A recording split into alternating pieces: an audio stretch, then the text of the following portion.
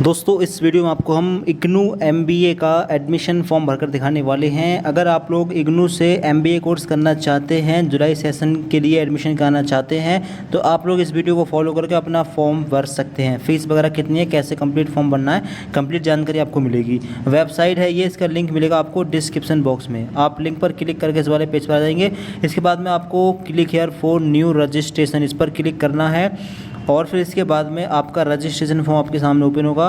अब आपको अपना यूज़र नेम बनाना है। यूज़र नेम कैसे बनाएंगे, अपना नेम ले लेंगे, नेम के आगे कोई नंबर ले लेंगे 2 4 8 6, कोई भी नंबर, आप 2 नंबर इस्तेमाल कर लेंगे नेम के आगे। एप्लीकेंट्स फुल नेम, अपना फुल नेम यहाँ पर डालेंगे, ईमेल आईडी यहाँ पर डालेंगे, री एंटर में दोबारा से ईमेल आईडी डालेंगे।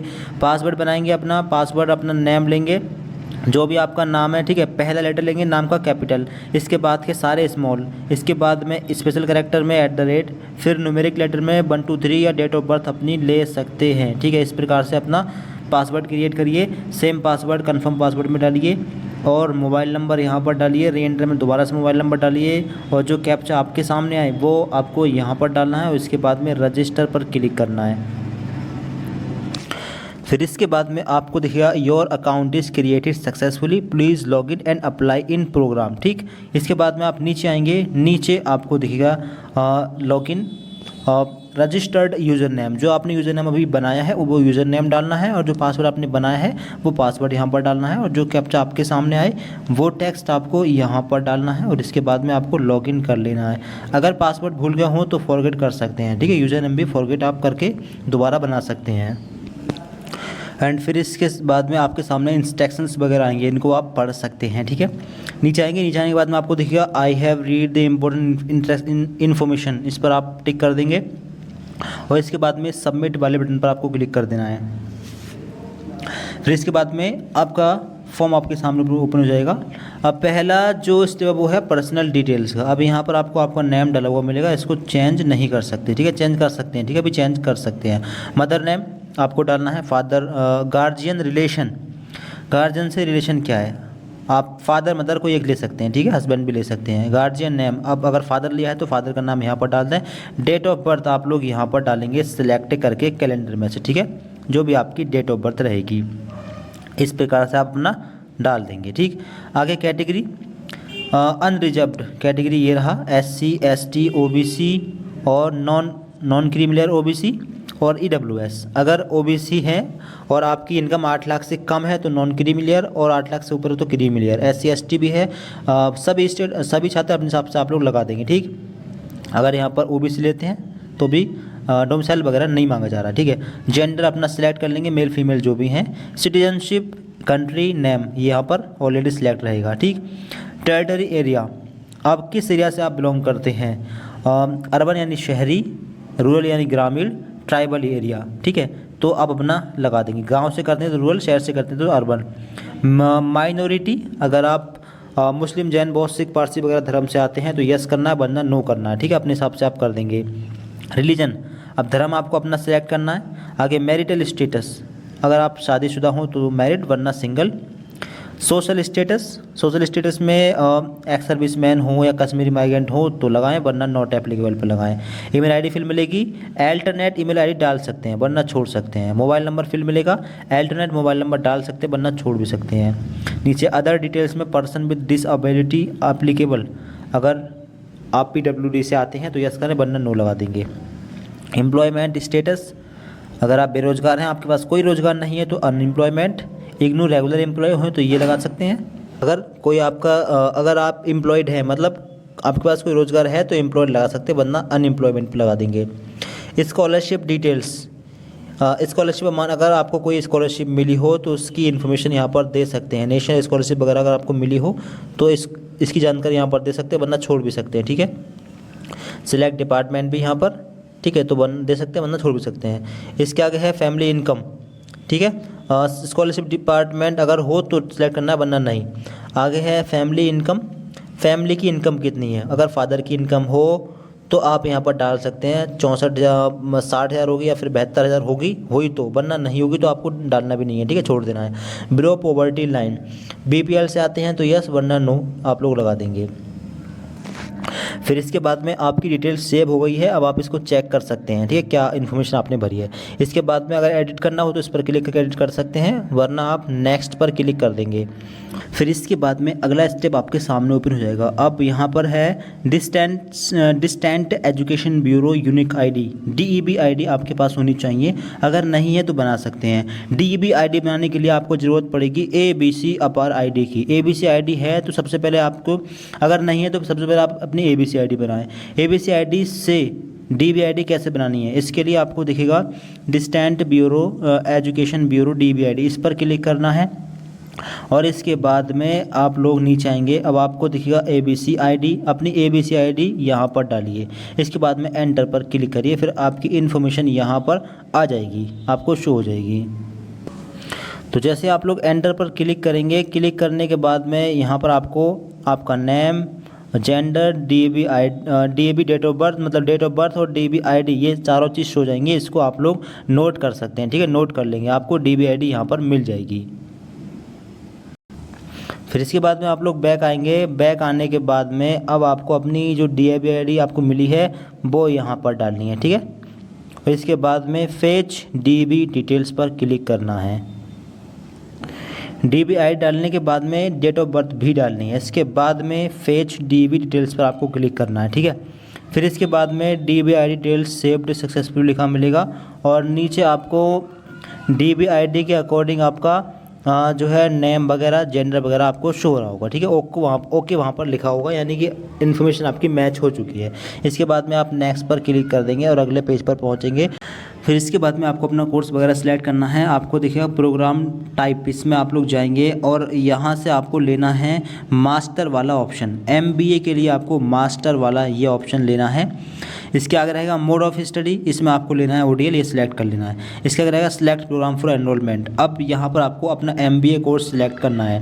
MBA कोर्स कहाँ पर है, थोड़ा नीचे आएंगे, यहाँ पर MA, MSc, MCOM तीनों मिल जाएंगे। MBA कोर्स आपका ये रहा, मास्टर ऑफ बिजनेस एडमिनिस्ट्रेशन।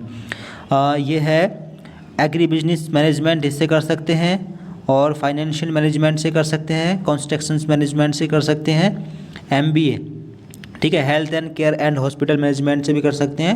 कुछ सब्जेक्ट वाइज यहाँ पर आ रहे हैं, आप इनसे भी कर सकते हैं, तो आप अपने हिसाब से लीजिएगा। अगर सिंपल आपको MBA करना है तो आप ये वाला ऑप्शन ले लेंगे। BBA के बाद अगर सिंपल आप MBA करना चाहते हैं तो ये ऑप्शन ले लेंगे। आ गया रीजन कोड फॉर एडमिशन, किस रीजन कोड के लिए आप एडमिशन करा रहे हैं, अपना रीजन कोड लेंगे, किस रीजन कोड में आपको एडमिशन लेना है, ठीक। आगे programme study centre code, study centre आप कहाँ पर रखना चाहेंगे, अपना स्टडी सेंटर लेंगे। फिर मीडियम, कौन से मीडियम में एग्ज़ाम देने हैं, उसी हिसाब से आप मीडियम अपना ले लेंगे, ठीक है। आगे है are you enrolled already student of IGNOU, अगर आप इग्नू के स्टूडेंट हो, पहले आपने कोई कोर्स किया हो ग्रेजुएशन या PG वगैरह, तो आप लगा सकते हैं यस, वरना नो पर टिक लगा देंगे। इसके बाद आप सबमिट पर क्लिक कर देंगे और इसको सेव कर देंगे। सेव करने के बाद में आपको इन्फॉर्मेशन शो होगी।